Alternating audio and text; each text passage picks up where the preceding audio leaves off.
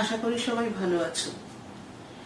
আগের দিন একটা খুব ঘরোয়া আলোচনা শুরু হয়েছিল খুব বিরাট একজন মানুষের কবিতা নিয়ে, টি.এস. এলিয়ট।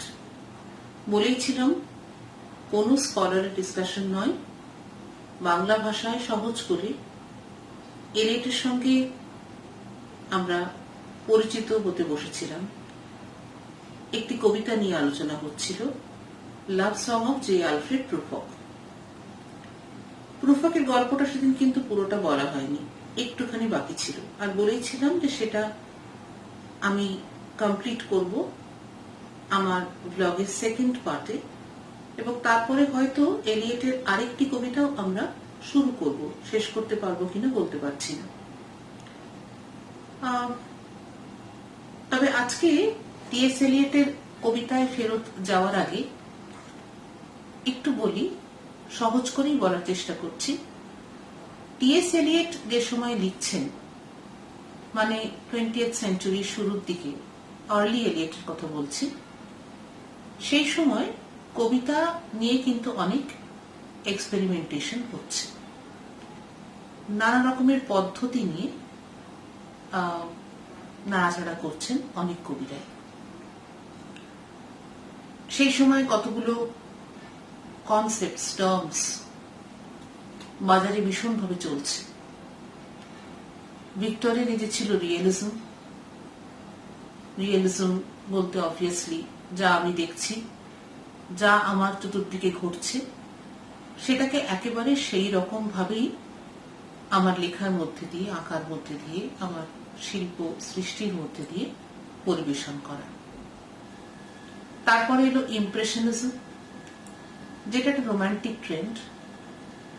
আমি যখন একটা কিছু দেখছি, সেই মুহূর্তে সেই দৃশ্য আমায় কিভাবে এফেক্ট করছে, সেই মুহূর্তে আমার মন একটা কিছু দেখে কিভাবে রিঅ্যাক্ট করছে, সেই তাৎক্ষণিক স্পন্টেনিয়াস ইমপ্রেশনটাকে আমার লেখার মধ্যে, আমার আঁকার মধ্যে ব্যক্ত করা, সেটা ছিল ইমপ্রেশনিজম।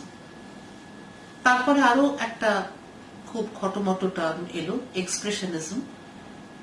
সেটার উপরেতে অবভিয়াসলি ফ্রয়েড এবং সাইকোলজিক্যাল স্কুল অফ থটের একটা বিশাল ইনফ্লুয়েন্স ছিল, যেখানে একজন লেখক, একজন কবি, একজন পেইন্টার একেবারে তার যে গভীর যে রেসপন্সটা, একেবারে তার মনের ভেতরের যে স্তর থেকে বেরিয়ে আসা, তার যে প্রাইমাল, এলিমেন্টাল, একদম বেসিক তার যে রেসপন্সটা, যেখানে একেবারেই কিন্তু কোনো দেখনাই নেই।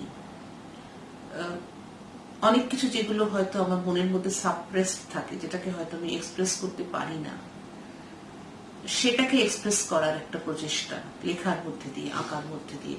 একটা শহরের দৃশ্য দেখে বা একটা কোনো মুখ, তার হয়তো একটা মুখের দিকে তাকিয়ে একটা ভয়ঙ্কর কোনো একটা রিয়াকশন আমার মধ্যে হলো, অনেকক্ষণ তাকিয়ে থাকার পর, সেটাকে অনেকক্ষণ পর্যবেক্ষণ করার পর একটা আকাশ হতে পারে তারায় মোড়া। তো সেটা ভিনসেন্ট ভ্যান গগের স্টারি নাইটসে আমরা দেখতে পাই। তো সেই যে একটা তীক্ষ্ণ, তীব্র, ডিস্টর্টেড, অ্যাবারেটেড, সাবভার্টেড একটা সাইকোলজিক্যাল যে একটা রেসপন্স, সেটা ছবির মাধ্যমে, লেখার মাধ্যমে ফুটে উঠতে শুরু করলো।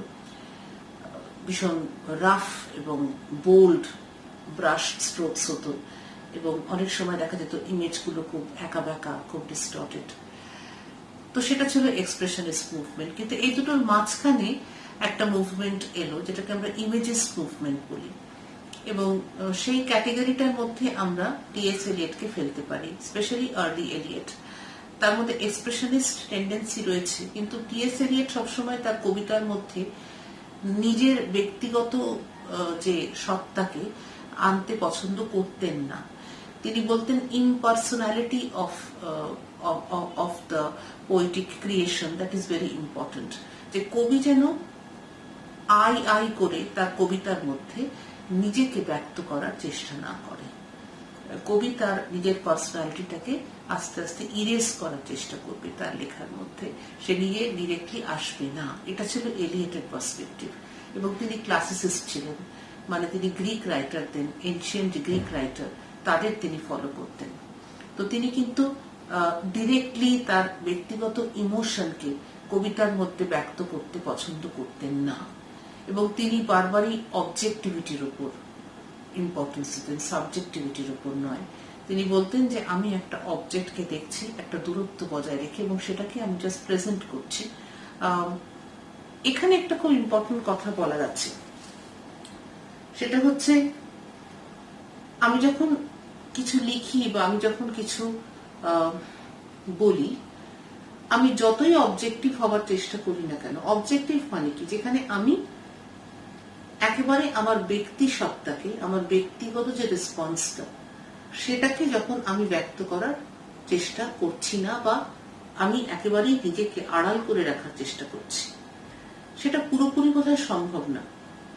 একজন ফটোগ্রাফারও যখন একটা বাড়ির বা একটা ফুলের ছবি তোলে, তখনও বোধহয় সে কোথাও গিয়ে নিজেকে ব্যক্ত করে ফেলে। সে কোন অ্যাঙ্গেল থেকে ছবিটা তুলছে, কতটা আলো সেই ফুলটার ওপর সে ফেলতে চাইছে, সেই তার অ্যাঙ্গেল থেকেই বোধহয় তার যে মানসিক অবস্থা বা তার যে পার্সপেক্টিভ বা তার যে আঙ্গিকটা, সেটা পরিষ্কার হয়। অ্যাবসলিউট কোনো কিছুই তো এই পৃথিবীতে এক্সিস্ট করে না। এই পৃথিবীটা মোটামুটি একটা রিলেটিভিস্ট কনসেপ্টের উপর চলে। সবকিছুই কিন্তু আমরা একটা পারস্পরিক একটা সম্পর্কের মধ্যে দিয়ে বোঝার চেষ্টা করি। তো আমাদের রিলেটিভিস্ট কনসেপ্ট থেকে এই কথাটা বলতে পারি যে অ্যাবসলিউট অবজেক্টিভিটিটা বোধহয় সম্ভব নয়। তো কাজেই এলিয়েট যেটা বলার হয়তো চেষ্টা করেছেন তার কবিতার মধ্যে দিয়ে, সেটা হচ্ছে যে আমি যখন একটা কোনো দৃশ্য দেখছি, আমি যখন একটা কোনো জায়গায় যাচ্ছি, তখন সেই দৃশ্য বা সেই জায়গাটার একটা ইম্প্যাক্ট আমার মনের উপর তো পড়ছে, এবং আমার মধ্যে একটা পার্টিকুলার রিয়াকশনও হচ্ছে। সেটা খুব স্বাভাবিক, মানুষ মাত্রই সেটা হবে। এখন সেখানে ডাইরেক্টলি আমি কবিতার মধ্যে ঢুকে পড়ে ওয়ার্ডসওয়ার্থের মতন আমি কিন্তু পরিষ্কারভাবে আমার রিডারকে বলে দিচ্ছি না যে আমি মনে করছি যে এটা মানে এটা, বা এটার মধ্যে দিয়ে এটা ব্যক্ত হচ্ছে, বা এই নীল আকাশের দিকে তাকিয়ে আমার এটা মনে হচ্ছে, আমার এটা মনে হচ্ছে, এবং সেই জন্য তোমারও এটা মনে হওয়া উচিত। বা প্রকৃতির মধ্যে আসার পরে মানুষের মানে প্রকৃতির সঙ্গে তার যে কথোপকথন বা তার যে ইন্টারাকশন এইরকম হওয়া উচিত। প্রকৃতির ঠিক এমন ইম্প্যাক্টই মানুষের মনের উপর পড়া উচিত, এবং মানুষের ঠিক এইভাবেই চলা উচিত। যেমন আমি কিন্তু একটা প্রফেটের মতন বা একজন প্রিচারের মতন, একজন টিচারের মতন আমার একেবারে ব্যক্তিগত অনুভূতিগুলোকে আমার পাঠকের উপরেতে চাপিয়ে দিচ্ছি না।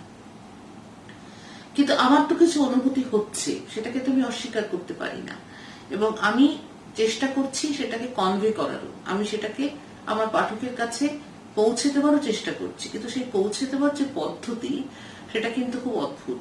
সেটাকে অবজেক্টিভ কোরিলেটিভ এই টার্মটা পরে ব্যবহার করেছিলেন টি.এস. এলিয়ট তার একটি বিখ্যাত এসেতে। তো তিনি বলার চেষ্টা করেছিলেন যে আমি হয়তো ডিরেক্টলি আমার ইমোশনটাকে ডিফাইন করার চেষ্টা করবো না, এবং সেটা বোধহয় করাও যায় না। কারণ ইমোশনটাকে যদি কেউ খুব, ইমোশন জিনিসটাই তো খুব ভেগ, খুব অ্যাবস্ট্রাক্ট, ভীষণ আনডিফাইন্ড, খুব এয়ারি একটা ব্যাপার। সেটাকে যদি আবার কেউ কঠিন কঠিন শব্দের মধ্যে দিয়ে ডিফাইন করতে যায়, ব্যক্ত করতে যায়, তখন সেটা বোধহয় আরো সাটল, আরো আনডিফাইন্ড, আরো এয়ারি হয়ে যায়, এবং তখন সেটাকে ছোঁয়া বোধহয় খুব মুশকিল হয়ে যায়, সেটা বোধহয় আরো বেশি হটমট হয়ে যায়। কাজে একটা খুব ভালো পদ্ধতি আছে। পদ্ধতিটা হচ্ছে আমি একটা দৃশ্য বর্ণনা করলাম, বা বেশ কিছু আমি বস্তুকে পরপর পরপর সাজিয়ে দিলাম, এবং সেই সাজানোটা এমন করে হলো, সাজানোটার মধ্যে কিন্তু কোথাও গিয়ে আমার পার্সপেক্টিভটা লুকিয়ে রয়েছে, যে যখন সেটা আমার সামনে এলো, একজন পাঠকের সামনে এলো, তখন একটা রিয়াকশন আমার মধ্যে হলো, যে রিয়াকশনটাই হয়তো এলিয়েটেরও কাম্য রিয়াকশন, এলিয়েটও চাইছেন যে এই রিয়াকশনটাই তোমার মধ্যে হোক। তো এটা খুব ইন্টারেস্টিং। আজকে যখন, এবং অনেক সময় এরকমও করছেন এলিয়েট যে চরিত্রকে দিয়ে কিছু বলাচ্ছেন, যেমন প্রুফ অফ কবিতার একদম শুরুতে, let us go then you and I when the evening is spread out against the sky like a patient etherized upon a table. তো এই যে পার্টিকুলার ডেসক্রিপশনটা, যে আকাশটার দিকে তাকালে মনে হচ্ছে যে আকাশ একটা পেশেন্ট যে টেবিলের উপর শুয়ে আছে এবং তাকে ইথারাইজ করা হয়েছে, মানে তাকে অ্যানেস্থেশিয়া দেওয়া হয়েছে এবং সে অবভিয়াসলি একটা প্যারালিটিক স্টেটে পড়ে রয়েছে, তার কোনো ক্ষমতা নেই, সে একদম প্যারালিটিক একটা স্টেটে পড়ে রয়েছে। তো এই যে পার্টিকুলার বক্তব্যটা, এটা কিন্তু এলিয়েট বলছে না যেটা আমার বক্তব্য, উনি বলছেন যেটা প্রুফকের বক্তব্য। প্রুফকের এমনটা মনে হচ্ছে, প্রুফকের এমনটা মনে হচ্ছে, এবং তারপর প্রুফক ভীষণ নিরীহভাবে তার পুরো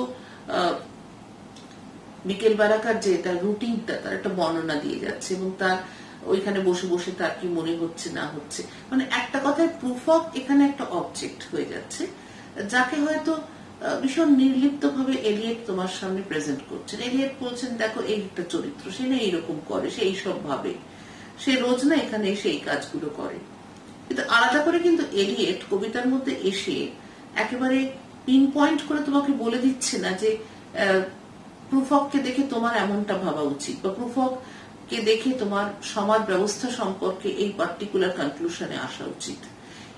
এই যে ভাবনাটা, প্রুফককে দেখে তোমার কি মনে হবে, বা শেষমেশ তোমার মনের রিয়াকশনটা কবিতাটা পড়ার পরে কি হবে, তোমার মনটা ঠিক কোন অবস্থায় থাকবে কবিতাটা পড়ার পর, তোমার দুঃখ হবে, রাগ হবে, অস্বস্তি হবে, খারাপ লাগবে, সেটা কিন্তু একেবারে তোমার ব্যাপার।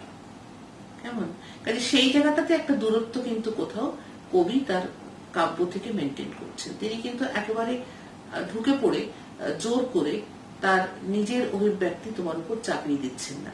তিনি বেশ কয়েকটা জিনিস তোমার সামনে প্রেজেন্ট করছেন, পরপর একটা আঙ্গিকে করছেন, একটা ছবির মতন করছেন, এবং সেই ছবিটার অদ্ভুত একটা ইম্প্যাক্ট আছে জানো। সেই ছবিটার দিকে তাকিয়ে থাকলে হয়তো একটা পার্টিকুলার ইমোশন তোমার মধ্যে ইভোকড হয়, যে ইমোশনটাই হয়তো আলটিমেটলি কবি চাইছেন যে তোমার মধ্যে ইভোকড হোক।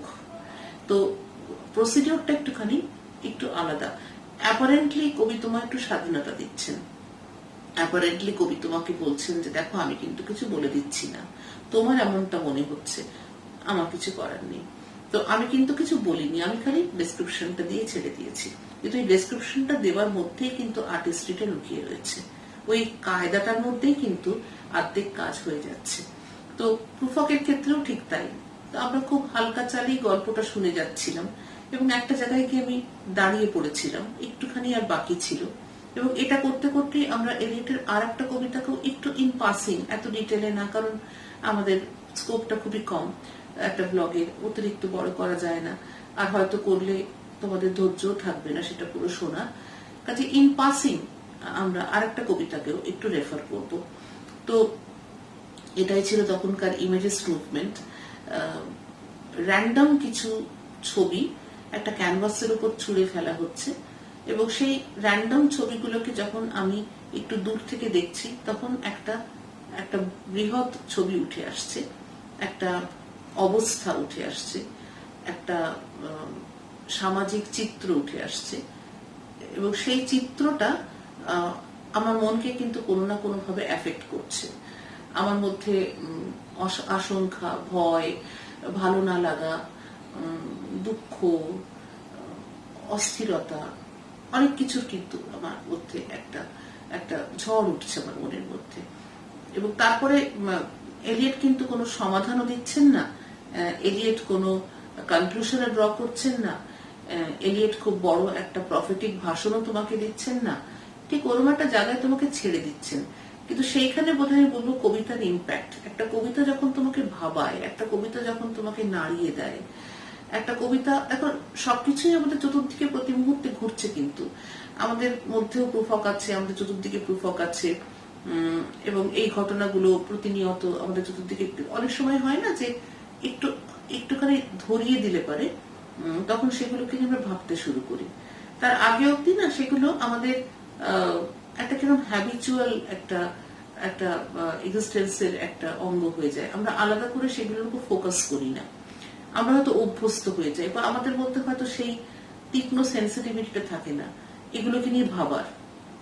তো অনেক সময় একজন কবি এই কাজটা করেন যে খুব সাধারণ একটা ব্যাপার, যেটা মনে হয় খুব সাধারণ, ভীষণ রকমের একটা রোজকার ব্যাপার, সেটার উপর একটু ফোকাস করে সেটাকে একটু গুছিয়ে গাছিয়ে একটু প্রেজেন্ট করে হঠাৎ করে সেটার উপরে অ্যাটেনশনটাকে ফোকাস করেন, এবং তখন রিডার সেটা নিয়ে ভাবে, এবং তখন হঠাৎ তার মধ্যে রিয়েলাইজেশন হয়, আচ্ছা তার মানে এর অবস্থা তো আমারও, কি আমিও তো এরকমই ভাবি, সত্যি কি মারাত্মক স্ট্যাগনেটিং এবং প্যারালিটিক আমার কন্ডিশনটা, আমি what the hell am I doing with my life. তো এই পারসেপশনটা তখন তার মধ্যে জাগে, সেটা হয়তো একটা খুব কনস্ট্রাকটিভ একটা ফাংশন অফ পোয়েট্রি। কিন্তু আলাদা করে এলিয়েট কিন্তু এই প্রফেটিক বা ডাইডাকটিক বা মরালিস্টিক এই ভূমিকাটা পালন করছেন না। এটা একটা ট্যানজেনশিয়াল এফেক্ট বলতে পারো, চেতনা জাগানো। তো আমরা ওই জায়গাটায় থেমেছিলাম যেখানে উনি পরিষ্কার বলছেন রূপক যে আমি সত্যি কোনো প্রফেট নই, আমি খুব সাধারণ।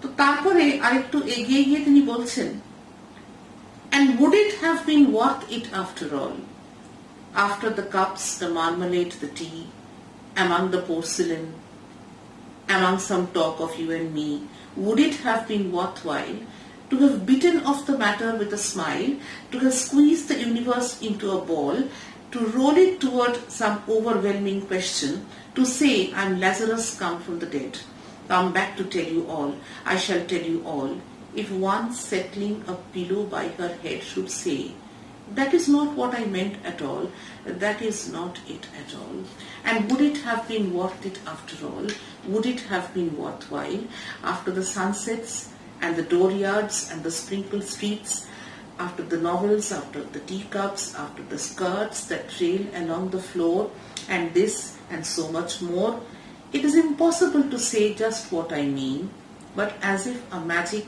lantern threw the nerves in patterns on a screen, would it have been worthwhile if one settling a pillow or throwing off a shawl and turning toward a window would say, that is not it at all, that is not what I meant at all. সেই এক সমস্যা, চায়ের কাপের পরে চায়ের cup, marmalade, toast, পোর্সিলিনের cup, সেইগুলো নিয়ে বসে আবার সেই একই রোমন্থন, একই চিন্তা। আচ্ছা আমি তো খুব ক্যাজুয়ালি একটুখানি হালকা হেসে ইউনিভার্সটাকে স্কুইজ করে একটা ছোট্ট বলে কনভার্ট করে গড়ি দিতে পারতাম তোমার দিকে, মানে কি হালকা করে জীবনটাকে নিয়ে ধরাটাকে সরা জ্ঞান করে একেবারে পাত্তাই না দিয়ে খুব ক্যাজুয়ালি আমি তো বলতেই পারতাম তোমাকে, আমি তোমাকে ভালোবাসি, তুমি আমাকে বিয়ে করতে চাও, বিয়ে করবে আমাকে। দেখো এখানে কিন্তু রূপক আবার নিজেকে বিট্রে করে ফেলছে। তার কাছে এই প্রশ্নটা করাটা যে কতটা ভয়ঙ্কর একটা ব্যাপার সেটা সে অজান্তেই কিন্তু আমাদের বলে ফেলছে, যখন সে বলছে যে এই প্রশ্নটা করা আর পুরো ইউনিভার্সটাকে স্কুইজ করে একটা বলে কনভার্ট করা, একটা ইউনিভার্সকে স্কুইজ করে বলে কনভার্ট করা মানে কি সামথিং দ্যাট রিকোয়ার্স সুপ্রান্যাচারাল, একটা বলতে পারো একটা হারকিউলিয়ান এফর্ট তার প্রয়োজন এই ভয়ঙ্কর জাংচারে নিজেকে নিয়ে আসার জন্য। এবং আবার সে নিজেকে বিট্রে করে ফেলছে। সে বলছে যে আমি তোমাকে সে বলতাম যে আমি ল্যাজারাস, বিবলিক্যাল স্টোরি, সেখানে বলা আছে ল্যাজারাস হেল থেকে এসেছিলেন, দান্তে হেলে বেড়াতে গিয়েছিলেন আর ল্যাজারাস হেল থেকে এসেছিলেন, কিছু সময়ের জন্য পৃথিবীতে ফিরে এসেছিলেন। আমাদের বলার জন্য যে হেলটা কেমন জায়গা। তো এটা তো আবার একটা ভীষণ ভয়ঙ্কর একটা ঘটনা, যেটা রোজ ঘটে না, যেটা স্মরণীয়, যেটা মানুষকে নাড়িয়ে দেয়, কাঁপিয়ে দেয়। তো আমি গিয়ে বলতাম যে আমি ল্যাজারাস, আবার সেই কনফেশন, আমি তোমাকে সব বলতে চাই, ল্যাজারাসের মতনই আমি সব বলতে চাই, অনেক কিছু বলতে চাই।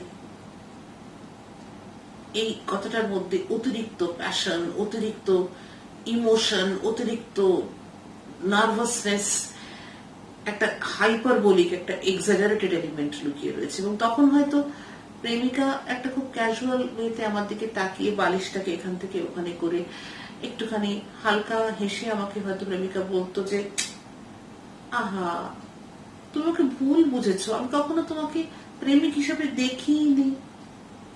তো তার যে সেই রিডিকিউলিং যে স্মাইলটা, তার যে সেই ব্যঙ্গটা, তার যে সেই হাসিটা, আমি কি নিতে পারতাম? আমার পক্ষে নেওয়া কি সম্ভব? করা উচিত কি আমার? এটা এতটা রিস্কে নিজেকে ফেলা উচিত কি? নভেল পড়ে, চা খেয়ে, কফি খেয়ে প্রায় সময় দেখতে পাই রঙিন রঙিন স্কার্ট মাটির উপর দিয়ে ঘুষতে ঘুষতে কোথায় যেন চলে যায়। কিন্তু সত্যি কি আমার পক্ষে বলা সম্ভব আমি যা বলতে চাই? ওদের চোখগুলো দেখে ভীষণ ভয় লাগে, জানো। চোখগুলো দিকে তাকালে মনে হয় ওগুলো এক্স রে মেশিন, ওগুলো আমার দিকে তাকিয়ে আছে এবং আমার ভেতর অব্দি দেখতে পাচ্ছে। যেন মনে হচ্ছে আমার পুরো নার্ভাস সিস্টেমটার একটা ফটোকপি একটা ব্ল্যাঙ্ক স্ক্রিনের উপর ফুটে উঠছে। নিয়ে যাবো নিজেকে ওদের চোখের সামনে? Will I allow myself to be surveyed by that penetrating glance? যদি হঠাৎ করে বালিশটাকে এখান থেকে ওখানে করে শলটাকে হালকা হাতে ছুঁড়ে ফেলে জানলার দিকে তাকিয়ে মৃদু হেসে আবার সেই ব্যঙ্গাত্মক হাসি হেসে মেয়েটি বলে ওঠে, আহা হা, আমি তো এমন ভাবে তোমাকে দেখিনি। That is not it at all. That is not what I meant at all. ভুল হয়েছে তুমি, এবং শুধু শুধু তুমি এত কিছু ভেবেছো। No, I am not Prince Hamlet, nor was meant to be. I am an attendant lord, one that will do to swell a progress. Start a scene or two, advise the prince. No doubt an easy tool, deferential, glad to be of use, politic, cautious and meticulous, full of high sentence, but a bit obtuse, at times indeed almost ridiculous, almost at times the fool. আমি Prince Hamlet নই। আমি Prince Hamlet নই। সে বিশাল লোক ছিল, সে যোদ্ধা ছিল, সে সাহসী ছিল, সে প্রিন্স ছিল। তার ভাগ্যের ওঠা পড়ার সঙ্গে একটা রাজ্যের ভাগ্যের ওঠা পড়া জড়িত ছিল। অ্যাট বেস্ট আমি ওই ক্লডিয়াসের কোর্টে একটা মোটা সোটা বেটে খাটো বোকা বোকা একটা লোক ছিল, সারাক্ষণ রাজাকে তৈলদান করত, রাজার পেছন পেছন ঘোরাফেরা করত, ফ্ল্যাটারার, সাইকোফ্যাট, বড় বড় কথা বলতো, একটু মুখ্য, রাজাকে সারাক্ষণ ধরে তাকে বিভিন্ন ব্যাপারে অ্যাডভাইস করত, খিদমত খাটতো রাজার। তার নাম ছিল পোলোনিয়াস, হ্যামলেটের প্রেয়সী ওফেলিয়া পিতা, যাকে হ্যামলেট হত্যা করেছিলেন অজান্তে। আমি অ্যাট বেস্ট পোলোনিয়াস হতে পারি, আমি হ্যামলেট নই। আমার মধ্যে কোনো হিরোইক এলিমেন্ট নেই, আমার মধ্যে কোনো কারেজ নেই, আমি কোনো ডিসিশন নিতে পারি না, বড় ডিসিশন নিতে পারি না, আমি বড় কিছু করতে পারি না, আমি বড্ড সাধারণ। দুটো জিনিস লক্ষ্য করো, প্রুফক ইন্ট্রোস্পেক্টিভ তো বটেই, কিন্তু প্রুফক নিজেকে রেসপেক্ট করে না। কমপ্লেক্সের প্রথম মানে বলতে পারো যখন তোমার মধ্যে একটা সেন্স অফ ইনফিরিয়রিটি ডেভেলপ করে, সেই সেন্স অফ ইনফিরিয়রিটির সবচেয়ে বড় রুট সোর্সটা হচ্ছে lacking self esteem, self respect. যখন তুমি নিজেকে অনার করতে পারো না, when you are not proud of yourself, সেটার থেকে কিন্তু একটা ডাউট আসে, সেটাকে সেলফ ডাউট বলে। You doubt yourself, your abilities, and that affects, I think, your entire chain of actions। তুমি যা যা করছো সারাদিনে, এভরিথিং ইজ অ্যাফেক্টেড। তো এটা একটা খুব বড় ড্রব্যাক রূপকের, সে নিজেকে হ্যামলেট ভাবতেই পারে না। বলতে পারো সে খুব বাস্তববাদী, কিন্তু এই বাস্তব চিন্তাটা হয়তো তাকে আরো বেশি নড়বড়ে করে দিচ্ছে ভেতর থেকে। I grow old, I shall wear the bottoms of my trousers rolled. Shall I part my hair behind? Do I dare to eat a peach? I shall wear white flannel trousers and walk upon the beach. I have heard mermaids singing each to each. I do not think they will sing to me. I have seen them riding seaward on the waves, combing the white hair of the waves blown back when the wind blows the water white and black. We have lingered in the chambers of the sea by the seagulls wreathed with seaweed red and brown, till human voices wake us and we drown. ওই যে বলছিলাম সারাটাক্ষণ একটা কনফিডেন্সের অভাব, এবং আগের দিন বলেছিলাম, আজকে আবার রিপিট করছি, যখনই একটা মানুষের বাহ্যিক রূপটা অতিরিক্ত গুরুত্বপূর্ণ হয়ে ওঠে, অতিরিক্ত সে আয়নার সামনে দাঁড়ায় এবং বারে বারে সে দেখে তার চুল, তার হাত পা, সবকিছু অঙ্গ প্রত্যঙ্গ সে সার্ভে করে, তখন বুঝে নিতেই হবে যে তার ভেতরটা কিন্তু শূন্য হয়ে গেছে, ইনসাবস্ট্যান্সিয়াল, এবং কনফিডেন্স লেভেল তার প্রায় জিরো দিকে ঠেকেছে। কারণ সত্যি সত্যি একটা মানুষের যে ইম্প্যাক্ট সমাজের ওপর, মানুষের উপর, সেটা তার বাহ্যিক রূপ দিয়ে খুব কমটা হয়, বেশিটাই কিন্তু হয় তার পার্সোনালিটি দিয়ে, তার ভেতরকার তার যে সাবস্টেন্স সেটা দিয়ে। So when you are weak from within, when you are dwindling from within, when you are suffering from self-doubt, when you are lacking in confidence, then obviously you need certain external, supports. You need a proper tie, you need a proper pair of trousers, you need a sturdy body, you need a lot of hair on your head. বেচারা প্রুফকের বয়স হচ্ছে না, তার তো বিয়ে করাই হয়নি, প্রেম করা হয়নি, প্রপোজ করাই হয়নি। ওই যে বলেছিলাম পা গুলো সরু সরু হয়ে গেছে, খুব ইচ্ছে করেছে প্রুফকের একটু সমুদ্রের তীরে বেড়াতে যাওয়ার, বাস্তব জীবন তাকে গিলে খাচ্ছে, আর ওই রেস্তোরাঁটায় বসে চামচে করে করে জীবনটাকে মেজার করে কফি কাপের মধ্যে গুলতে ইচ্ছে করছে না প্রুফকের। তার স্বাদ জেগেছে, সে আজ সমুদ্রের তীরে হাঁটবে, ট্রাউজারের লেগস গুলোকে গুটিয়ে নিয়ে। চুলটা নিয়ে বড় সমস্যা, বড় এক ফালি টাক পড়েছে মাথার উপর, তো সে ভাবছে কি করা যায়, মাঝখান থেকে সিঁথি করবো নাকি কি করে টাকটা ঢাকি। বয়স হয়ে যাচ্ছে, বয়স হয়ে যাচ্ছে, পা গুলো সরু সরু হয়ে যাচ্ছে।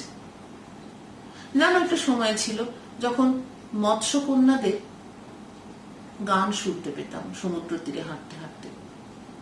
জলপরি, উপরের দিকটা সুন্দরী মহিলা আর নিচের দিকটা নিম্নভাগটা হচ্ছে মাছের মতন। মৎস্যকন্যাদের আমরা কল্পনা করি, রোমান্টিক মাইন্ড কল্পনা করে। ইউলিসিসের যখন জার্নি শুরু হয়েছিল, ট্রয় থেকে যখন তিনি ইথাকার দিকে ফিরছিলেন, পথ হারিয়েছিলেন, তখন তিনি এবং তার সেলার্সরা মৎস্যকন্যাদের গান শুনতে পেয়েছিলেন। প্রুফকও শুনতে পেত যেন, যখন তার বয়স কম ছিল। এখন তো প্রুফক মাঝ বয়সী না, তার মাথায় টাক পড়েছে, তার পা গুলো সরু সরু হয়ে গেছে, সে আর মৎস্যকন্যাদের গান শুনতে পায় না। মৎস্যকন্যারা কিন্তু এখনো গান গায়।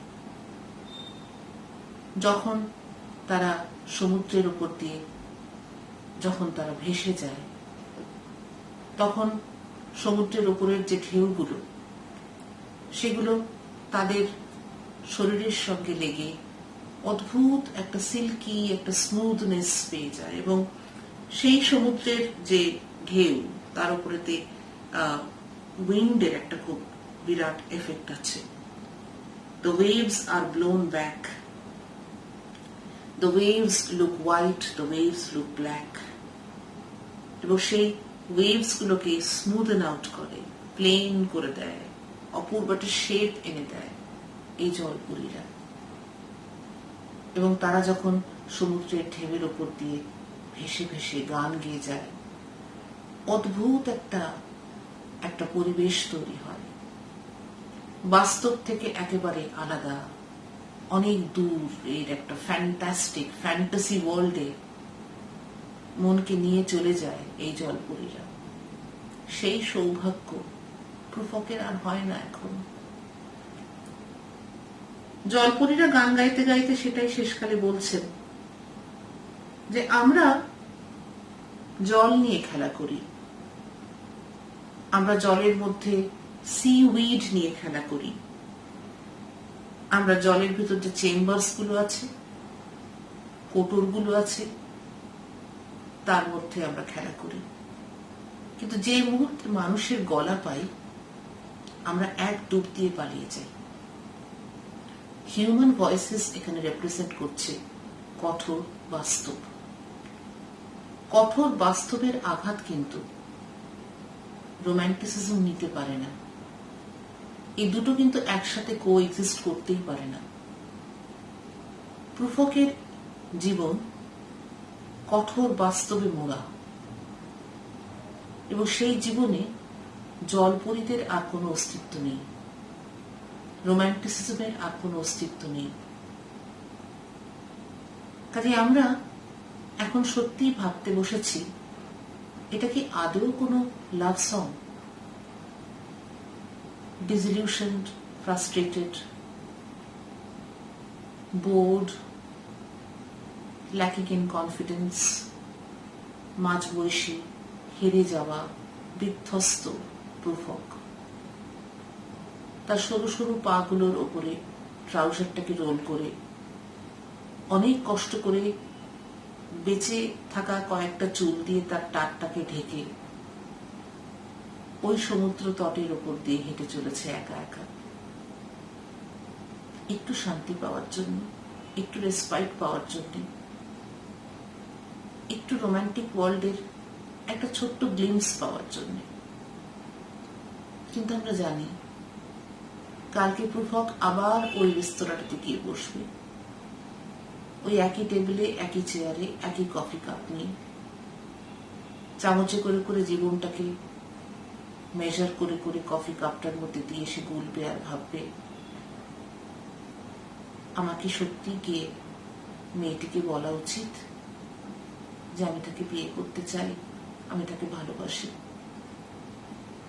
এই ইনডিসিশন, এই হেজিটেশন, এই ইন্টেলেকচুয়াল ডিসেকশন, এই স্ট্যাগন্যান্সি, এই প্যারালিসিস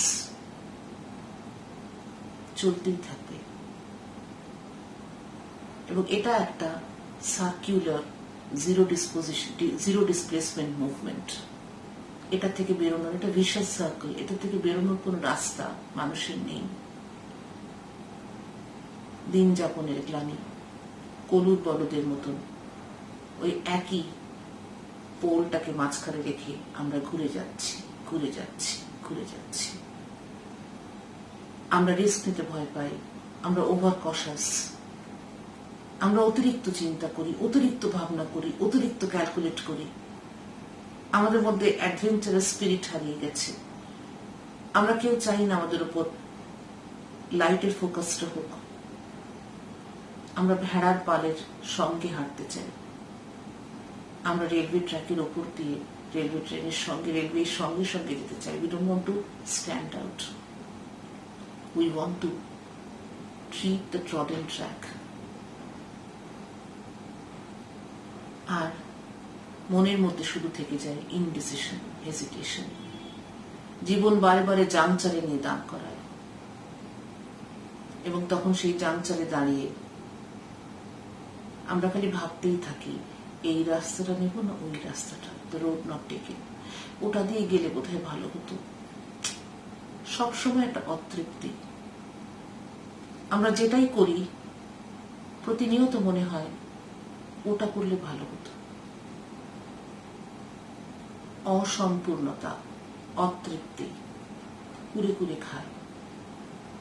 দেখো, এলিয়েট কিন্তু ডিরেক্টলি আমাদের কিচ্ছু বললেন না, কিন্তু এই অবস্থাটা রূপকের, এই পরিবেশটাকে বেশ কিছু ইমেজ মানে হচ্ছে ছবি, যা আমরা শব্দ দিয়ে তৈরি করি, সেগুলোকে উনি পরপর তোমাদের সামনে নিয়ে এলেন। এবং আপনা থেকেই তোমার ভেতরেতে এই রেসপন্স গুলো এলো, এই অবজেক্টস গুলো কিছু ইমোটিভ রেসপন্সের সঙ্গে রিলেটেড হয়ে গেল, একটা ইকুয়েশন তৈরি হলো। The moment you perceive these objects, experience this particular state of affairs, a particular emotive response is generated within you. It's not been imposed by the poet, it comes out spontaneously. The object is correlated to this emotion. It becomes a kind of an equation. অনেকটা এক ধরনের, আমি বলেইছিলাম ব্লগটাকে খুব বেশি লম্বা করব না, প্রেলিউডস কবিতাটি। এবং আমার মনে হলো যে আমি পুরোটা করছি না। প্রেলিউডস শব্দটার মধ্যে কি রয়েছে? প্রেলিউডস মানে হচ্ছে ইন্ট্রোডাকশন। একটা গান শুরু হলে একটা ইন্ট্রোডাক্টরি মিউজিক্যাল পিস থাকে না, প্রেলিউড। এবং আমরা সবসময় জানি যে ইন্ট্রোডাকশন, এই কথাটা খুব ইম্পর্টেন্ট, জানো। একটা ইন্ট্রোডাকশন বোধহয় পুরো মিউজিক্যাল পিসটা কিরকম হবে বা পুরো লেখাটা কিরকম হবে তার একটা স্বাদ তোমাকে দেয়, তার একটা ইঙ্গিত তোমাকে দেয়, একটা হিন্ট তোমাকে দেয়। তো এখানে ছোট্ট ছোট্ট চারটে কবিতা, চারটে সময় লেখা, চারটে বিভিন্ন জায়গায় লেখা, এবং সবগুলোই নাগরিক জীবনের বর্ণনা, ছোট্ট ছোট্ট এইটুকুটুকু। পরে ওনার কি মনে হলো, যে ওনার মনে হলো যে এগুলোকে জুড়ে দিলে একটা কবিতা হয়ে যায়। এটাও আর্লি এলিয়েট, ওই ওয়ার্ল্ড ওয়ারের আগে, ফার্স্ট ওয়ার্ল্ড ওয়ারের আগে। কখনো প্যারিসে বসে লিখেছেন, কখনো আমেরিকাতে, কখনো ইংল্যান্ডে, বিভিন্ন জায়গায় লিখেছেন। এবং সেগুলোকে পরে ওনার মনে হলো যে আচ্ছা, নাগরিক জীবন যেটা, সেটা তো মোটামুটি ভাবে যে দেশেরই হোক না কেন, মোটামুটি কোথায় যেন একটা মিল খুঁজে পেয়েছিলেন উনি, কন্টিনেন্টে একটা মিল খুঁজে পেয়েছিলেন। সেই এক স্ট্যাগনেন্সি, প্যারালিসিস, অনিশ্চয়তা,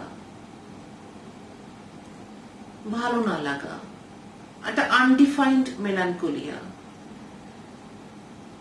এবং ওনার মনে হয়েছিল এই ছোট্ট ছোট্ট কবিতাগুলো আমাদের ইন্ট্রোডিউস করছে to that modern urban life.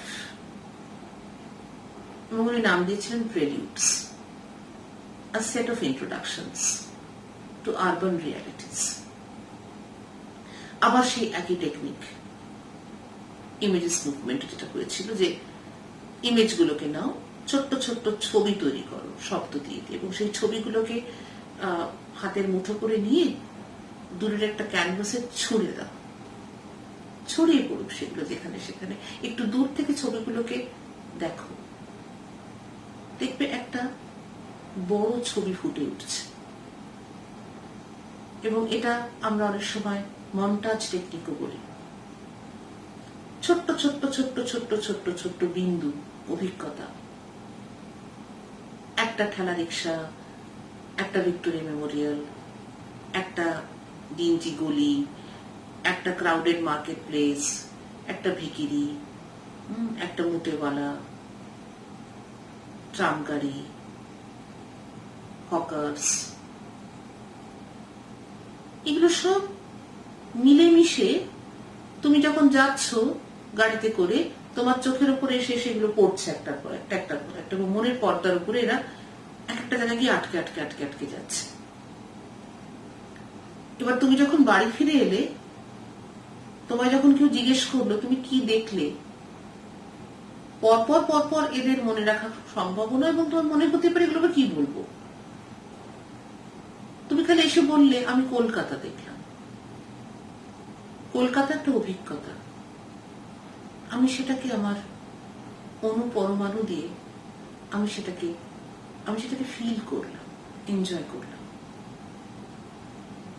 যেটা কি হচ্ছে 1+1+1+1+1+1 করে 4 বা 5 বা 6 হচ্ছে না, ইনফিনিটি হচ্ছে। একটা খুব বড় কিছু তৈরি হচ্ছে টুকরো টুকরো ছোট ছোট কম্পোনেন্টস দিয়ে। 2+2 4 হচ্ছে না, 2+2 হয়তো হয়ে যাচ্ছে infinity. So this is very interesting. That is what happens in T.S. Eliot. লন্ডনের একটা ছোট্ট গলির একটা ছোট্ট ছবি, সেটা হয়তো পুরো পৃথিবীর যে কোনো শহরে যে কোনো বিকেলের যে কোনো ছবিকে হয়তো তুলে ধরে। এবং ওই যে ভালো না লাগাটা, সেই ভালো না লাগাটা হয়তো কোথাও ইউনিভার্সাল হয়ে যায়, টাইমলেস হয়ে যায়। সেটা নেশন, কালচার, ল্যাঙ্গুয়েজের ব্যারিয়ার ক্রস করে সবাইকে গিয়ে এফেক্ট করে। তো প্রেলিউডের প্রথম যে প্রেলিউড, সেটা হচ্ছে একটা শীতের বিকেল, জানো। The winter evening settles down with smell of sticks in passageway 6 o'clock. সন্ধ্যে 6টা, শীতের বিকেল, এবং ভীষণ মন খারাপ লাগে শীতের বিকেলটা যখন ঝুপ করে নেমে আসে না, কিরম অন্ধকার হয়ে যায়। কারা যেন স্টিক্স ফ্রাই করছে, খুব সরু গলি তো, হাওয়া চলাচল করে না, এবং খুব ঘেঁষাঘেঁষি করে বাড়িগুলো। গরিবরা থাকে এখানে, মধ্যবিত্তরা থাকে। তো সন্ধ্যে 6টার সময় কফির সাথে স্টিক্স খাওয়ার জন্য হয়তো কেউ ভাবছিল, সেই গন্ধটা না আটকে গেছে। খানিকক্ষণ পরে ভীষণ গা গুলোয় খারাপ লাগে, দম আটকানো লাগে। আবার সেই এক ইমেজ, দিনগুলো কিরকম পুড়ে যায়, ধোঁয়ায় ঢাকা দিন, burned out ends of smoky days. সন্ধ্যে 6টাটা হচ্ছে দিন যদি একটা সিগারেট হয়, সেটা পুড়তে পুড়তে পুড়তে পুড়তে পুড়তে পুড়তে এখন এইটুকু আছে, যেটাকে আমরা ফেলে দেবো ডাস্টবিনে। এবং দিনটা ওই সিগারেটটার মতনই ভ্যালুলেস, ওয়ার্থলেস, এবং ওটা পুড়ে যায়, কিছু থাকে না, এবং শেষটুকুকে আমরা ডাস্টবিনে ফেলে দিই। তার কোনো রেশ থাকে না, তার কোনো স্মৃতি থাকে না, তার কোনো ইম্পর্টেন্স থাকে না। দিনগুলো আসে, দিনগুলো চলে যায়, এবং সব ডাস্টবিনে চলে যায়, পুড়ে যায়, শেষ হয়ে যায়। একটা দিন থেকে আরেকটা দিনকে আলাদা করা যায় না, কোনোদিন স্মরণীয় হয় না। তারার মতন মনের আকাশে একটা দিন জ্বলে থাকে না, ফুটে থাকে না ফুলের মতন, হারিয়ে যায় কালের গহ্বরে। এরমই একটা দিন, যেন ধোঁয়ায় ঢাকা দিন। হঠাৎ করে বৃষ্টি নামলো, and now a gusty shower wraps the grimy scraps of withered leaves about your feet. এই বৃষ্টি কিন্তু আমাদের রোমান্টিক বৃষ্টি নয়, যে বৃষ্টি মিষ্টি মিষ্টি প্রেম নিয়ে আসে, যে বৃষ্টি ঈশ্বরের আশীর্বাদ নিয়ে আসে, যে বৃষ্টি সবকিছু পরিষ্কার করে দেয়, নির্মল করে দেয়। না না না, এই বৃষ্টি সে বৃষ্টি নয়, বিচ্ছিরি একটা বৃষ্টি। যেন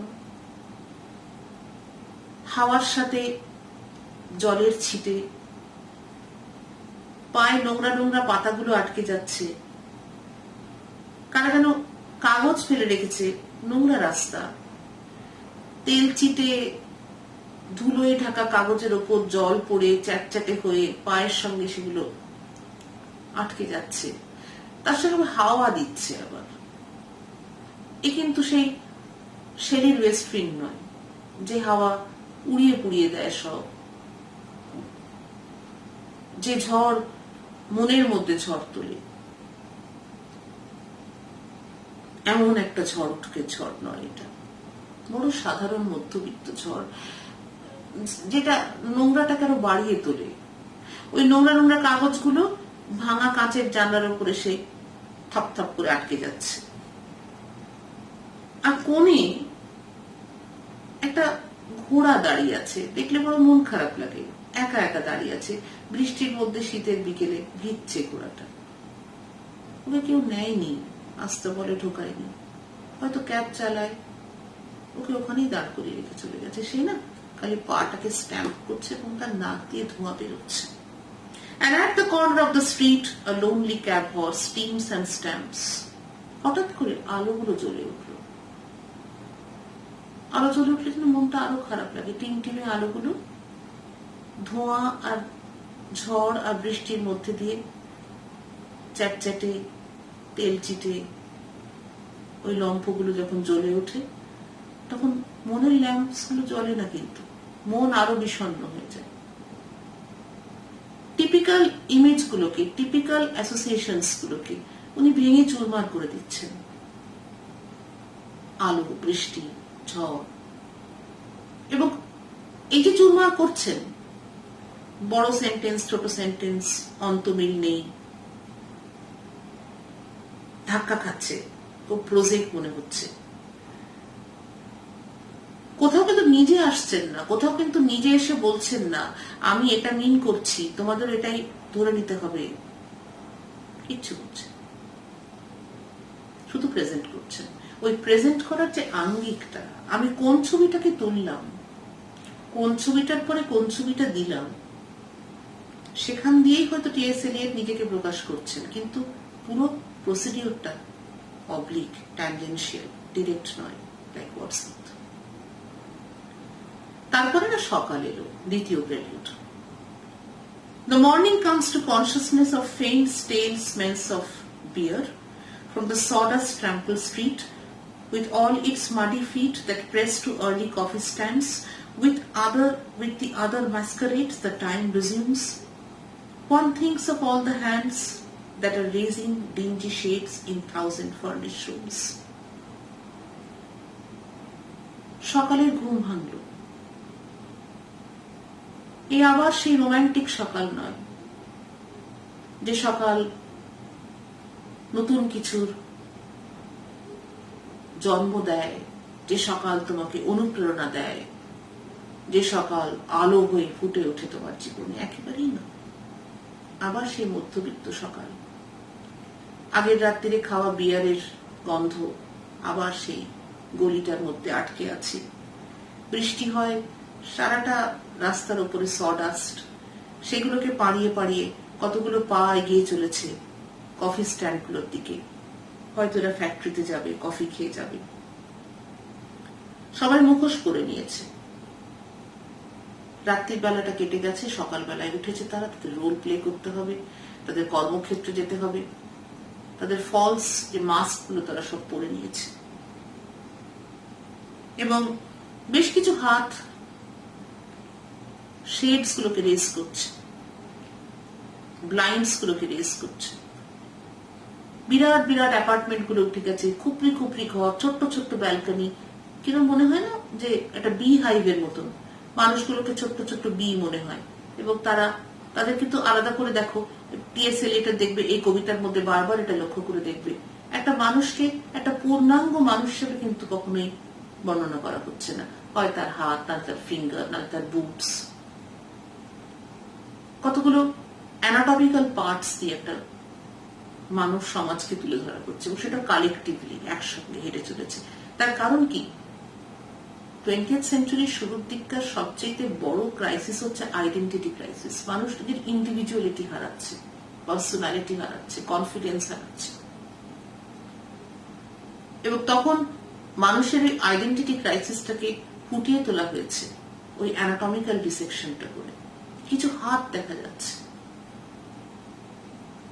কিছু পা দেখা যাচ্ছে, এবং এগুলো সব কতগুলো ওই নম্বরের মতন, কতগুলো অবজেক্টের মতন। এদের ইন্ডিভিজুয়ালাইজ করা হচ্ছে না। ছোট্ট ছোট্ট ফার্নিশ, এবং সবকিছু দেখো কিরকম রেপিটেটিভ। ঘরগুলো একরকম দেখতে। এখানে বাগান বাড়িগুলোর মধ্যে প্রত্যেকটা চরিত্র থাকে, কিন্তু অ্যাপার্টমেন্ট বিল্ডিং যেগুলো উঠে যায় দেখবে কোনো চরিত্র নেই। প্রত্যেকটা ফ্ল্যাটই একরকম, প্রত্যেকটা বারান্দা একরকম, প্রত্যেকটা বারান্দাতে যে লাইন্স গুলো রয়েছে, কাপড় চোপড় গুলো চলছে, কেন একটা প্যাটার্ন, একটা বোর্ডম, একটা মান্ডেনিটি, একটা রেপিটেশন। আর সেটা যখনই হচ্ছে সঙ্গে সঙ্গে কিন্তু ইন্ডিভিজুয়ালিটি হারিয়ে যাচ্ছে।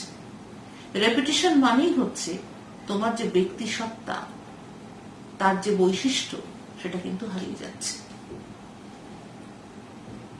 হঠাৎ করে একটা ইউ এলো, একটা ঘরের মধ্যে এলিয়েট ঢুকে পড়েছেন, এবং যে রয়েছে সেই ঘরের ভেতর তার সাথে একটা কথোপকথন হচ্ছে। সে যা করছে বা ভাবছে সেটাকে প্রেজেন্ট করছেন তার পার্সপেক্টিভ থেকে টি.এস. এলিয়ট। তুমি এগুলো করছো, আমি সব দেখছি দাঁড়িয়ে দাঁড়িয়ে। তুমি কি ভাবছো সেটাও আমি সবাইকে বলে দিচ্ছি। মানে তার প্রিভেসিটা ভীষণভাবে এক্সপ্লয়েটেড হচ্ছে আনফরচুনেটলি। একটা ঘরের মধ্যে একটি মেয়ে তৃতীয় প্রিলিউডে খাটের একদম কোণ ঘেঁষে বসে আছে। তার আগে সে শুয়েছিল। সকাল হয়েছে। You tossed a blanket from the bed, you lay upon your back and waited. You dozed and watched the night, revealing the thousand sordid images of which your soul was constituted.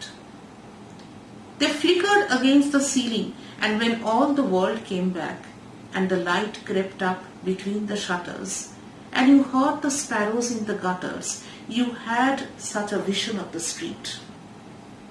As the street hardly understands, sitting along the bed's edge where you curled the papers from your hair, or clasped the yellow soles of your feet in the palms of both soiled hands. ব্ল্যাঙ্কেটটাকে ছুঁড়ে ফেলে তুমি শুয়ে রইলে, এরকম করে তাকিয়ে রইলে ওই সাদা সিলিংটার দিকে। You are a prostitute. সারা রাত ধরে কত পুরুষ তোমার দেহটাকে নিয়ে ছিনিমিনি খেলেছে। সেই ভয়ঙ্কর রাত্রির ছবিগুলো ওই সাদা সিলিংটার উপরেতে ফুটে উঠল সিনেমার ইমেজের মতো। তুমি রোমন্থন করছো। সকাল তোমার মধ্যে কোনো আশা আনেনি, কোনো নতুনত্ব আনেনি। এ কোনো নতুন সকাল নয়, নতুন ভোর নয়, নতুন শুরুয়াত নয়। It's a continuity. রাত্রি ফিরে এসেছে সকালে। এবং হঠাৎ করে যখন আলো আরো বেশি করে ঢুকে পড়লো জানলার ফাঁক দিয়ে, আস্তে আস্তে ওই ইমেজগুলো সরে গেল। আবার মুখোশ পরার সময় এসেছে, ঘোর থেকে বেরিয়ে আসার সময় এসেছে। রয়ে গেল ওগুলো ভেতরে, আর আবার ফিরবে। ঠিক সেই সময় দেখো পাখির সঙ্গে কি পরিমাণ রোমান্টিক অ্যাসোসিয়েশন আমাদের আছে। আমাদের স্কাইলার্কের কথা মনে পড়ে, নাইটিঙ্গেলের কথা মনে পড়ে। এখানে স্কাইলার্ক, নাইটিঙ্গেল কেউ আসে না, কিন্তু এখানে নাইটিঙ্গেল নেই। এখানে কারা আছে জানো? স্প্যারোজরা আছে, চড়ুই পাখিরা আছে, এবং তারা আবার ঝগড়া করছে কোথায় জানো? ফুলের বাগানে নয়, গাটারে। You heard the sparrows in the gutters. খাবারের জন্য ঝগড়া করছে। দেখো আবার তথাকথিত ইমেজগুলোকে কিভাবে শ্যাটার করা হচ্ছে। এবং হঠাৎ তোমার রাস্তাটার কথা মনে পড়লো, এবং নিজেকে তুমি রাস্তার সঙ্গে তুলনা করে ফেলবে। রাস্তাটাও শুয়ে থাকে, পা দিয়ে দিয়ে মারিয়ে যায় কত মানুষ। তোমাকেও পা দিয়ে কত মানুষ মারিয়ে গেছে। হাত দিয়ে দিয়ে আস্তে আস্তে চুলের কার্লার গুলোকে খুলে খুলে ফেলছো, ওগুলো পরেই ঘুমিয়ে পড়েছিল। তারপরে হঠাৎ পায়ের তলাটায় খুব যন্ত্রণা হতে শুরু করলো। শরীরটা তো ভালো নেই না, হাতগুলো নোংরা নোংরা, পায়ের তলাগুলো হলদেটে, জন্ডিসড। পায়ের তলাটাকে চেপে ধরে তুমি বেডের এজে বসলে কোনো সময় পড়ে যেতে পারো। জীবনের ইনসিকিউরিটি, এজি। তুমি বসে আছো কিসের অপেক্ষায়? আবার সেই রাতের অপেক্ষায়। যখন আবার তুমি রাস্তায় বেরোবে, you are a street walker and people will trample you. এবং যেন শেষ প্রেলিউডে এই এই এই রাস্তা ফিরে এলো। তারও কি অদ্ভুত একটা কানেকশন। বিকেল 6টার সেই বৃষ্টির পরে সকাল এলো। সকালবেলাতে আমরা ঢুকে পড়লাম একটি মেয়ের ঘরের মধ্যে। তার মনে হলো রাস্তার কথা, যে রাস্তায় সে ফিরবে রাত্রিরে আবার। এবং শেষ প্রেলিউডে এলো রাস্তা, যে রাস্তার সোল স্ট্রেচ থাকে টাইট, রাস্তা শুয়ে রয়েছে। His soul stretched tight across the skies, এবং স্কাইটা এখানে টেন্টের মতন, রাস্তাটা একটা ইলাস্টিক ব্যান্ডের মতন শক্ত হয়ে পড়ে রয়েছে, এবং তার ওপর দিয়ে অগুন্তি পা হেঁটে চলেছে, আবার পা, এবং 5টায়, 4টে, at 4, at 5, at 6 o'clock, trampled by insistent feet. ছোট্ট ছোট্ট বেটে বেটে আঙুল, লেবারারদের আঙুল, তাদের হাতে পাইপস, সেগুলোকে তারা স্টাফ করছে, আবার তাদের মুখ দেখা যাচ্ছে না, হয় পা, নাই হাত, নাই আঙুল, তাদের হাতে ইভিনিং নিউজ পেপার, তাদের চোখ, and short square fingers stuffing pipes and evening newspapers, and eyes assured of certain certainties. যে পৃথিবীতে তারা বাস করে সেই পৃথিবী বড় আনসার্টেন পৃথিবী, সেই পৃথিবীতে কোনো সার্টেনটি নেই। তারা বিকেলে তাদের জীবন কি হবে, কাল সকালে কি হবে তারা জানে না, একটা অনিশ্চয়তার মধ্যে তারা থাকে। কিন্তু কিছু ব্যাপারে তারা কিন্তু খুব সার্টেন, তারা জানে তাদের অবস্থার কোনো পরিবর্তন হবে না। তারা যেরকম কালকে ছিল, অনিশ্চিত, frustrated, struck with despair, struck with poverty. This uncertainty itself has become a certainty, and that is reflected through their eyes.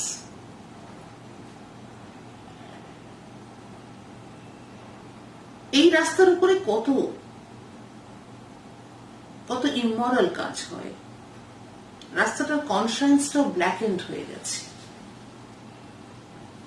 এবং রাস্তাটাও সকালবেলাতে সেজে গুজে উঠেছে,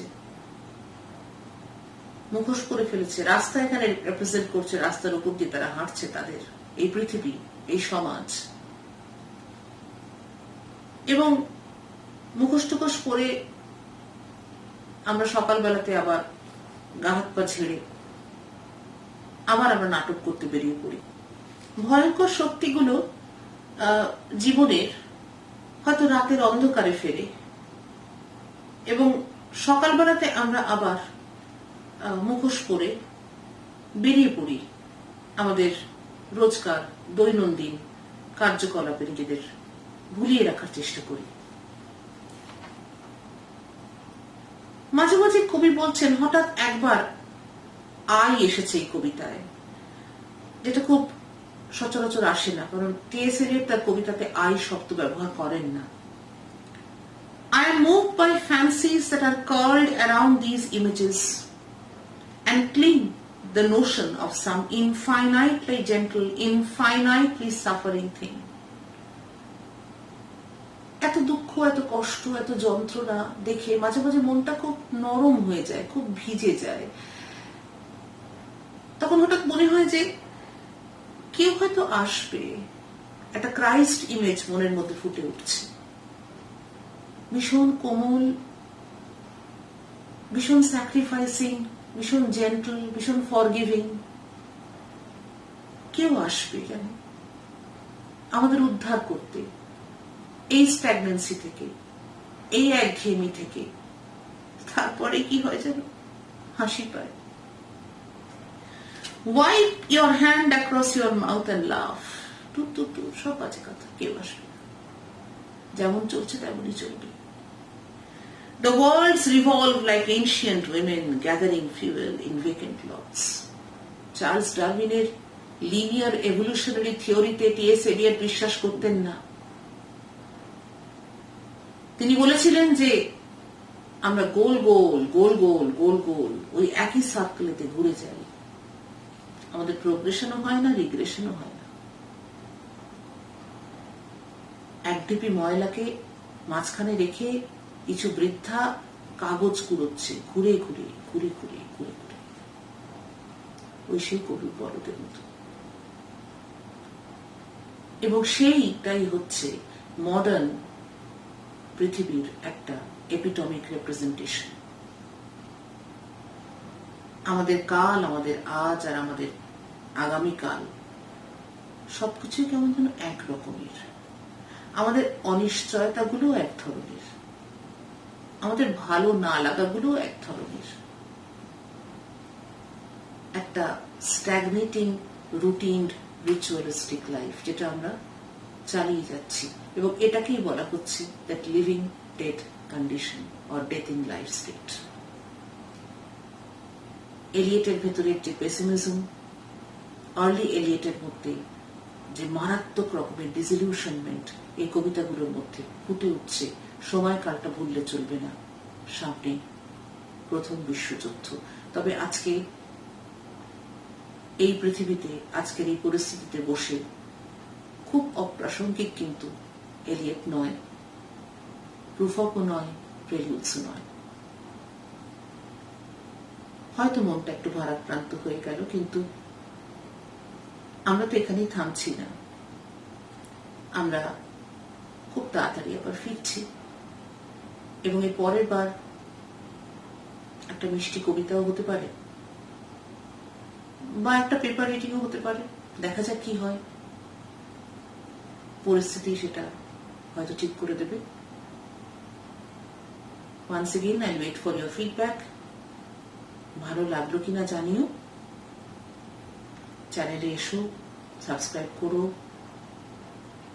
ভালো থেকো সবাই, খুব তাড়াতাড়ি দেখা হচ্ছে।